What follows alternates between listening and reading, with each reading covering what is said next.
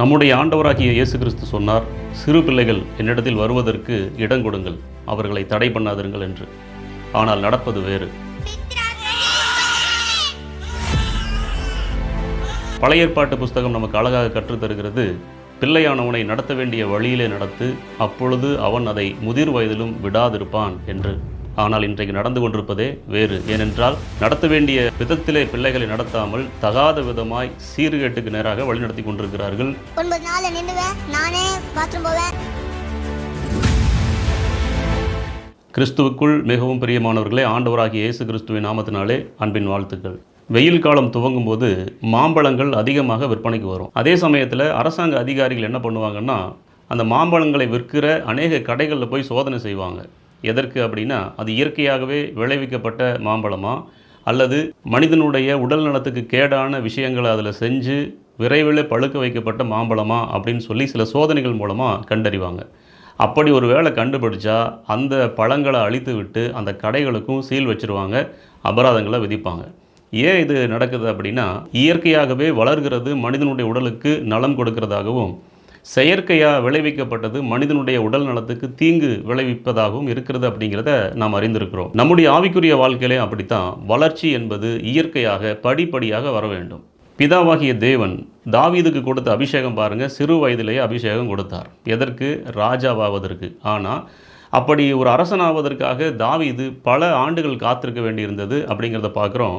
படிப்படியாக கர்த்தர் உயர்த்தினார். ஒரு இராணுவ வீரனாக, ஒரு தளபதியாக, அதற்கு பிறகு ராஜாவாக என்று படிப்படியாக உயர்த்தினதை பார்க்கிறோம். ஆவிக்குரிய வளர்ச்சி என்பது ஒரு மனிதனுக்கு அப்படி படிப்படியாக வர வேண்டும் அப்படிங்கிறது தான் தேவனுடைய திட்டமாக பரிசுத்த வேதாகமத்தில் நீங்களும் நானும் பார்க்கிற ஒரு காரியமாக இருக்கிறது.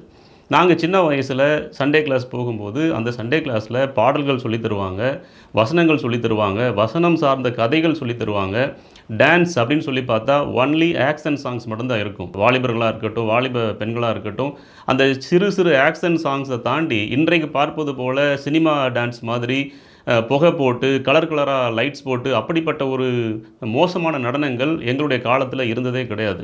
அப்படி சண்டே கிளாஸ் அப்படிங்கிற பகுதியை முடித்து யூத் அப்படின்னு சொல்லி வரும்போது வாலிபர் கூடுகையில் அழகாக சில போட்டிகள் வைப்பாங்க. பிரசங்கம் செய்வதற்கு போட்டிகள் வைப்பாங்க. 5 நிமிடங்கள் கொடுப்பாங்க. அந்த 5 நிமிடத்தில் ஆரம்ப ஜெபம், ஒரு வசனத்திற்கான சிறிய விளக்கம், அதில் ஆண்டவராகிய இயேசு கிறிஸ்து சொன்னது என்ன செய்ய சொல்லியிருக்கிறார், ஒரு முடிவுரை போல ஒரு காரியம், அதே போல் முடிவு ஜெபம், அத்தனையும் 5 நிமிடங்களுக்குள்ளே செய்யணும். அப்படி எங்கள் சபையிலே குழந்தைகளாகட்டும் வாலிபர்களாகட்டும் கச்சிதமாக வளர்த்தினாங்க. என்னுடைய வாலிப பிராயத்தில் கர்த்தருக்கென்று ஊழியம் செய்ய வேண்டும் என்கிற ஒரு வாஞ்சை வந்தபோது என்னுடைய ஆயரிடம் சென்று கேட்டேன், ஐயா எனக்கு கிராம சபையில் ஊழியம் செய்வதற்கு அனுமதி கொடுங்க அப்படின்னு சொல்லி கேட்டேன். எங்கள் சபையில் அப்படி ஊழியம் செய்ய வாஞ்சை உள்ள அனைவருக்கும் அனுமதி கொடுப்பது உண்டு. ஆனால் நான் போய் என்னுடைய ஆயரிடம் கேட்டபோது அவர் சொன்ன ஒரே காரியம், சசி நீங்கள் கல்யாணம் பண்ணிட்டு வாங்க, கல்யாணம் பண்ணிவிட்டு குடும்பமாக போய் கிராம சபையில் ஊழியம் செய்யுங்க. ஏன்னா திருமணமாகாமல் ஒரு இடத்துக்கு போய் ஊழியம் செய்யும்போது வாலிபர்களுக்கும் சரி மற்றவர்களுக்கும் சரி என்னென்ன பிரச்சனைகள் வரும் என்பதை அறிந்திருக்கிறேன் அப்படின்னு சொல்லிட்டு பொறுமையோடு கனிவோடு மிக சரியாக வழி நடத்தினார். அதே போல் திருமணம் முடித்த பிறகு அதே ஆயரிடம் சென்று கேட்டபோது அழகாக ஒரு கிராம சபையை கொடுத்து அந்த கிராம சபைக்கு வாரந்தோறும் சென்று ஊழியம் செய்யும்படி அழகாக வழி நடத்தினார். எங்களுடைய ஊழிய வளர்ச்சி என்பது கூட அப்படித்தான் படிப்படியாக இருந்தது. சண்டே கிளாஸ், யூத், கிராம சபை ஊழியங்கள், அப்படிதான் படிப்படியாக எங்களுடைய ஊழிய வளர்ச்சி இருந்தது. என்னுடைய சமகாலத்து நபர்களுடைய ஊழியங்களையும் பார்க்கும்போது அப்படித்தான் இருந்தது. ஆனால் இன்றைய நாட்களிலே அது அப்படியே தலைகீழாக மாறி இருப்பதை பார்க்க முடிகிறது.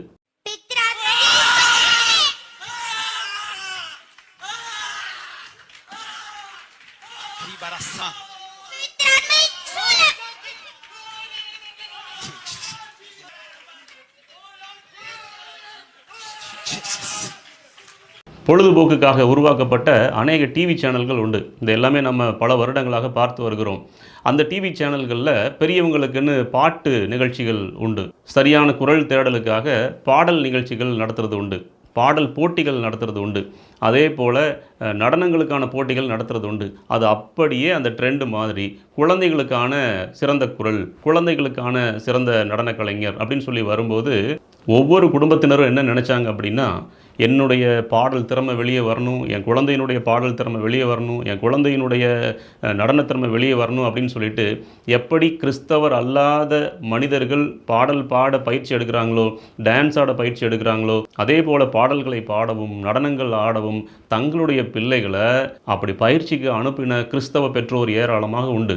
இப்போ இந்த ட்ரெண்டு அப்படியே கிறிஸ்தவத்துக்குள்ளே வந்தது. கிறிஸ்தவத்துக்குள்ளேயும் புதிய குரல் தேடல் அப்படின்னு சொல்லிட்டு பல போட்டிகள் பெரியவங்களுக்கும் குழந்தைகளுக்கும் நடத்த ஆரம்பித்தாங்க. ஆனால் பல கிறிஸ்தவ பெற்றோர் என்ன பண்ணாங்க தெரியுமா? ஆற்றுல ஒரு கால் சேத்துல ஒரு கால் அப்படிங்கிற மாதிரி சபை சார்ந்த காரியங்களையும் ஈடுபாடு உண்டு, உலகம் சார்ந்த காரியங்களையும் ஈடுபாடு உண்டு. அதே போல் தங்களுக்கு இருக்கிற ஈடுபாட்டை அப்படியே குழந்தைகள் மத்தியில் திணிச்சாங்க. சினிமாவில் எப்படி ஒரு மனிதன் பிரபலமாகி வருகிறான், அரசியலில் எப்படி ஒரு மனிதன் பிரபலமாகி வருகிறான் அப்படிங்கிறதெல்லாம் கூர்ந்து கவனித்து, சினிமா நிகழ்ச்சிகள் தொலைக்காட்சிகள் நடத்துகிற சினிமா நிகழ்ச்சிகளை கூர்ந்து கவனித்து எங்களுடைய பிள்ளைகள் அப்படியே வரணும்னு ஆரம்பித்து பல்வேறு காரியங்களில் சபைக்குள்ளேயும் புகுத்திட்டாங்க. இன்றைக்கு நீங்கள் சண்டே கிளாஸ் ப்ரோக்ராம் சொல்லி நடத்துகிற ஒரு ப்ரோக்ராமுக்குள்ளே போய் உட்காந்து பாருங்கள், வாலிபர் கூட்டத்தின் மூலமாக நடத்துகிற ஒரு ப்ரோக்ராம் வந்து அங்கே போய் உட்காந்து பாருங்கள், சினிமாவுக்கும் அதற்கும் கொஞ்சம் கூட வித்தியாசம் இல்லாமல் நடந்துகிட்ருக்கும். இதை தாண்டி பல்வேறு காரியங்கள் இன்றைக்கு குழந்தைகள் மேலே துஷ்பிரயோகம் பண்ணி கொண்டிருப்பதை நீங்களும் நானும் அறிந்திருக்கிறோம். அதற்கு பல சிறுவர்கள் உதாரணமாக இருக்கிறாங்க. சமீபத்தில் ஒரு சிறுவன் ஏதோ தனக்கு ஒரு விசேஷமான அபிஷேகம் கிடைத்து விட்டதை போலவும் தீர்க்க தரிசனம் கிடைத்து விட்டதை போலவும் பெரியவர்கள் என்ன போதிப்பார்களோ அதே போல போதித்து கொண்டு வருகிறத அநேகர் ஆச்சரியப்பட்டு பார்த்தாங்க. இது தேவனுடைய கிருபையே இல்லாமல் வேற என்ன அப்படின்னு கேள்வி கேட்டவர்களும் உண்டு. 9 மாதம் என்பதற்காக 9 நாள் என்று கூறிவிட்டேன். ஆனால் நிச்சயமாக அது தேவனுடைய கிருபை கிடையாது. இன்றைக்கு 1330 குறள்களையும் மனப்பாடமாக எதையுமே பார்க்காமல் ஒப்பிக்கிற சிறுவர்கள் உண்டு. எந்த அதிகாரத்தில் எந்த குறள் கேட்டாலும் ஒப்பிக்கிற சிறுவர்கள் உண்டு. ஆனால் அதே போல தான் தன்னுடைய திறமையாலும் அறிவாலும் தனக்கு இருக்கிற ஞானத்தாலும் பரிசுத்த வேதாகமத்திலிருந்து ஒரு வசனத்தை எடுத்து, ஏன்னா சின்ன குழந்தையிலிருந்தே சில விஷயங்களை கேட்டு வளர்கிறாங்க, அதை எடுத்து பெரியவங்களை போலவே போதிக்க முடியும். ஆனால் பரிசுத்த வேதாகமத்தில் ஆண்டவராகிய இயேசு கிறிஸ்துவே 30 வயசுக்கு மேலே தான் ஊழியத்துக்கு வந்தார் அப்படின்னு சொல்லி பார்க்குறோம். அப்போது நாம் நம்முடைய பிள்ளைகளை எந்த அளவுக்கு கவனமாக வளர்க்க வேண்டியிருக்கிறது. யூதர்கள் தங்கள் பிள்ளைகள் என்ன பண்ணுவாங்க, 12 வயது வரைக்கும் பெற்றோர்கள் அவங்களுக்கு போதிப்பாங்க, 12 வயதுக்கு மேலே ரபிமார் அவர்களுக்கு போதிப்பாங்க. அதற்கு பிறகு தான் வாலிப வயதிற்கு பிறகு தான் சமயம் சார்ந்த சடங்குகளுக்குள்ளே தங்களை ஈடுபடுத்தி கொள்வாங்க. இப்படி தான் ஆண்டவராக இயேசு கிறிஸ்துவ ஊழியத்துக்கு வந்தார். கர்ப்பத்திலேயே அபிஷேகம் பண்ணப்பட்ட யோவான் ஸ்நானகன் ஆண்டவர் சொல்கிற வரைக்கும் அவர் அமைதியாக வனாந்தரத்தில் இருந்தார். அவரும் தன்னுடைய வாலிப பிராயத்தில் தான் ஊழியத்துக்கு வருகிறார் அப்படிங்கிறத பார்க்க முடியும். அப்போது நாம் நம்முடைய பிள்ளைகளை எந்த அளவுக்கு கவனமாக வளர்க்க வேண்டும் பாருங்கள். இன்றைக்கு வயிறை வளர்க்கிற ஊழியர்கள் எத்தனையோ பேர் இருக்கிறாங்க. அவங்க செய்கிற காரியங்கள் சமூக ஊடகங்களில் பரவி கிடக்கிறத பார்க்க முடியும். கை வச்சா விழுகிறது, பேர் சொல்லி அழைக்கிறது, மொபைல் நம்பரை சொல்கிறது, தீர்க்க தரிசன பள்ளிகளை நடத்துறது அப்படின்னு சொல்லிட்டு 1008 அட்டூழியங்களை இன்றைக்கு ஊழியங்கள் என்கிற பெயரில் நடத்தி வருகிறத நம்ம கண்கூட பார்த்து வருகிறோம். நம்ம சத்தியத்தை சரியாக அறிந்திருந்தோம்னா எது சரி எது தவறு என்று நிதானிக்கிற அறிவு நமக்கு வந்துடுமே. அப்படி பரிசுத்த வேதாகமத்தை சரியாக வாசிக்காமல் தியானிக்காமல் சத்தியம்னா இன்னதென்று அறிந்து கொள்ளாமல் உணர்ந்து கொள்ளாமல் என்ன பண்ணிட்டு இருக்கிறாங்க அப்படின்னா மாயமாலமாய் அப்படிப்பட்ட வஞ்சகர்களுடைய வலையிலே விழுந்து கொண்டிருக்கிறார்கள். அப்படிங்கிறத பார்க்கும்போது பயங்கர வேதனையாக இருக்குது. ஐயோ அப்படின்னு சொல்லி கதறி துடிக்கலாம் போல இருக்குது. சில குழந்தைகள் செய்கிற காரியங்களை நம்ம பார்த்தோன்னா அவ்வளவு மோசமான வழிநடத்துதலாக இருக்கிறது. எப்படி இன்றைக்கு சமூகங்களில் குழந்தைகளை பாலியல் துஷ்பிரயோகம் பண்ணி கடும் குற்றவாளிகள் அவங்க மாறுறாங்களோ அதுபோல் ஆவிக்குரிய வாழ்க்கையில் இப்படிப்பட்ட குழந்தைகளை பயங்கரமாக துஷ்பிரயோகம் பண்ணி அவர்களை தவறான வழியில் நடத்தி மோசமான மனிதர்களை மோசமான ஆவிக்குரிய உலகத்தை இவங்க ஏற்படுத்திக்கிட்டு இருக்கிறாங்க. இது சாத்தானுடைய வஞ்சக தந்திரம் அப்படிங்கிறத புரிந்து கொள்ள வேண்டும்.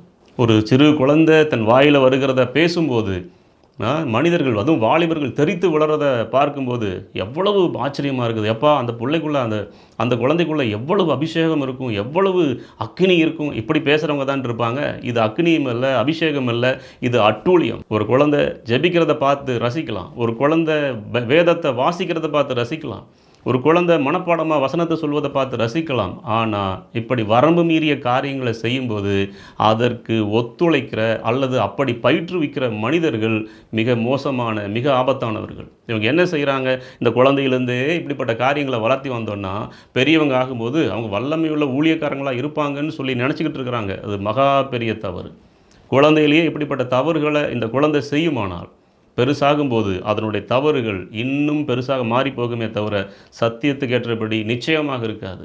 தேவன் உங்களுடைய குடும்ப வாழ்வை ஆசீர்வதித்து ஒரு குழந்தையை கொடுத்திருந்திருப்பார் என்றால் சரியான சீரான ஆவிக்குரிய வளர்ச்சியை கொடுக்க வேண்டியது அவசியமாக இருக்கிறது. அந்த குழந்தைக்கு முன்னால் பெற்றோர் நீங்களும் நானும் பரிசுத்த வேதாகமத்தை எடுத்து வாசிக்க வேண்டியதும், தியானிக்க வேண்டியதும், சரியாக ஜெபிக்க வேண்டியதும், சரியாக ஆலயத்துக்கு செல்ல வேண்டியதும், கர்த்தரை சரியாக தேட வேண்டியதும், எல்லாவற்றிலும் உண்மையாக பரிசுத்தமாக வாழ வேண்டியதும் அவசியமாக இருக்கிறது. இதுதான் நாம் வளர்த்துகிற குழந்தைக்கு ஒரு படிப்பனையாக இருக்கும். இதுதான் அந்த குழந்தையினிடத்தில் நாம் செய்கிற ஊழியமாக இருக்கும். அப்படி வளர்த்தினால்தான் ஒரு சரியான தேவ மனுஷனை, ஒரு சரியான தேவனுடைய மனுஷியை இந்த உலகத்தில் நம்ம உருவாக்க முடியும்.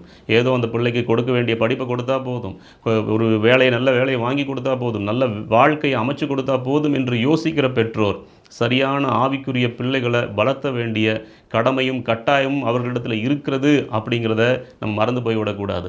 கர்த்தர் நம்மிடத்தில் கொடுத்த எல்லாவற்றுக்கும் கணக்கு கேட்பார். அதே போல் நமக்கு கொடுத்த பிள்ளைகளுடைய ஆத்துமாவை குறித்தும் அவர் நம்மிடத்தில் கணக்கு கேட்பார். மிக ஜாக்கிரதையாக, எச்சரிக்கையாக பிள்ளை வளர்ப்பிலே நாம் சரியாக இருக்க வேண்டியது அவசியமாக இருக்கிறது. ஆகவே நடத்த வேண்டிய விதத்திலே பிள்ளைகளை நடத்துவோம். முதிர் வயதிலும் அவன் அதை விடாதிருப்பான், கர்த்தரும் அவர்களை எப்பொழுதும் கைவிடாதிருப்பார். மீண்டும் நல்லதொரு செய்தியோடு கூட நாம் சந்திப்போம். தேவனுடைய நாமம் மகிமைப்படுவதாக.